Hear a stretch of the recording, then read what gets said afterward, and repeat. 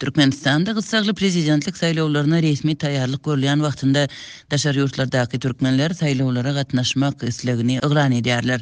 Özlerini dalaşar hökmünde hödürlänler Türkmenistanda prezidentlik wezipesiniň atadan ogla geçmegine gönüden göni ýol açýan häzirki saýlaw kampaniýasynyň nägileligini bildirýärler we agyr syýasy ykdysady krizisdäki ýurdun geljekki 7 ýyl üçin täze ýol başçysyny saýlamaga alternatiwa ýol berilmegini talap edýärler. Türkmenistanda 10 martda geçiriljek möhletden irki saýlawlara şu gün hüwneçenli 2 sany dalaşyar resmi hasaba alındy. Prezidentlik saýlawlaryny gysga wagtyň içinde geçirmek kararyny yglan eden Merkez Saýlaw Komissiýasynyň resmi hasabyna ýurdun baş wezipesine kandidat hökmünde ilki häzirki prezidentiň ogly Serdar Berdimuhammedow alındy. Soňra ikinji dalaşyar hökmünde Türkmenistanyň Agrar Partiýasynyň Mara vilayatynyň häkiminiň orunbasary Agajan Bekmuradowyň resmi hasaba alınanlygy yglan edildi.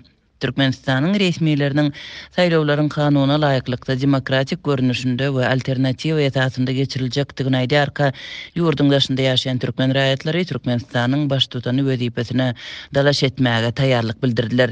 Türkmenistanyň demokratik saýlawy DWT opozisiýa topary ýurdun daşynda prezidentligi dalaşyar hödürläp online ses berişlik esasynda alternativ saýlawlaryny geçirmegi planlaşdyrýanlygyny 14 fevralda Azatlyk radiosyna habar berdi we ýani bu öz YouTube kanalında lideri Murat Gurbanowy dalaşyar hödürledi.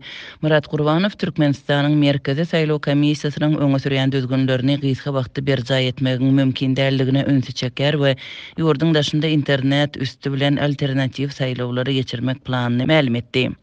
Türkmenistanyň häzirki ýagdaýy, Türkmenistanyň konstitusiýasy, Türkmenistanyň içki ýagdaýy hiç biri daşynyň elinde dalaşyara mümkinçilik dürüdemok.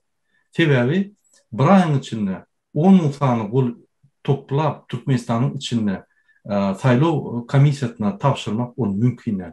Sebebi dalaşyarlaryň spisygyny girmek wagty var. Şonuň üçin biz alternativ saýlawlary geçirjek we şo ýerde sizin setlerinizi biz görjek bolýar. Çekiýede ýaşaýan öňkü türkmen resmiýeti we öňkü syýasy dostlugy Geldik Ärizow prezident Berdimuhammedowyň oglunyň prezidentligi kandidat hödürlenenden soň özüniň hem saýlawlara dalaşyar hökmünde gatnaşmak islenligini ma'lum etdi. Gurbanguly Berdimuhammedowyň we onuň maşgal agzalarynyň adyna ýiti tanqidleri bilen tanalýan Ärizow YouTube kanalynda eden çykyşynda energiýa baý ýurdun awtoritar lideriniň ýurdy öz nesillerine farawonyň müşterileri ýaly dinastiýa görnüşinde dolandyrmaga bermegine garşy çykýanlygyny aýtdy.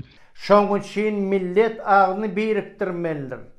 Hemmesi bile bolup şu diktaturan garşyna, şu zalymiň başyna agzybirlik bilen göreşmeli.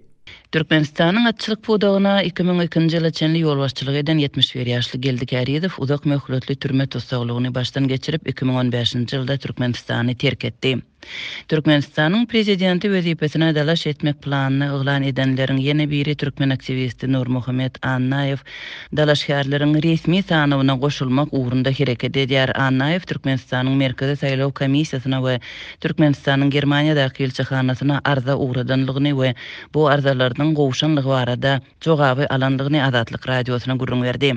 2020-nji ýylyň 12-nji martynda boljak prezidentlik dalaşyarlygyna öz kandidaturammy yglan etdim we berdim, tapşyrdym arzamy. Onuň esasy maksady şu wagtky bolýan prezident saýlawlarynyň kanuny laýyklykda däli, has gysga möhletde geçirilip Türkmenistanyň prezidentiniň öz ogluny goýmak maksatly edýän işini birazajyk nälelik bildirmek esasy şu tarapdan boldy meniki. Çünkü adaletli saýlaw geçirenlerine demokratik esaslara hormat goýup edilenlerine has köprek möhlet berilmeli. Olam berilmänligi üçin inniki şu oglu geçenlerine halkda da jemgyýetde de gelecek 7 ýylda, çünkü konstitusiýaň esasynda 7 ýyllyk möhlet saýlanýar ol.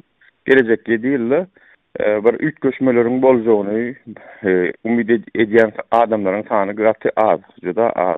Dip Nurmuhammed Annaýew Azatlyk radiosy bilen söhbetdeşlikde aýtdy. Türkiýedäki oguzlaryň bilim we medeniýet boýunça hyzmatdaşlyk jemgyýeti uramasyna ýol başçylyk edýän we Türkmenistandaky problemalar barada açyk çykyş edýän Nurmuhammed Annaýew grajdan aktivligi sebäpli dürli basyrşlara şol sanda tutsaglyga urulyp ýenjilmelere sezi bar edildi. Nurmuhammed Anayev Türkmenistanyň prezidentlik saýlawlaryna dalaşýar hökmünde resmi hatawy alynan we köpçülik tarapyndan köp tanalmayan Agajan Bekmuradowyň öz owudaşydygyny aýdýar.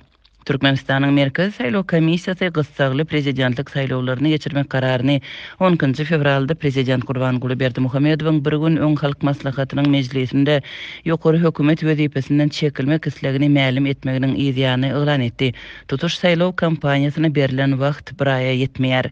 Merkezi Saýlaw Komissiýasy 17 fevralda Türkmenistanyň Saýlaw kodeksiniň 46-njy maddasyna laýyklykda 2022-nji ýylyň 10 martynda Türkmenistanda geçiriljek prezident saýlawlaryna dalaşýar hödürleýän 6 sany inisiativ topary hasaby alýanlygyny eglan etdi. Olar gol ýygnamagy başladylar diýilip resmi maglumatda aýdylýar.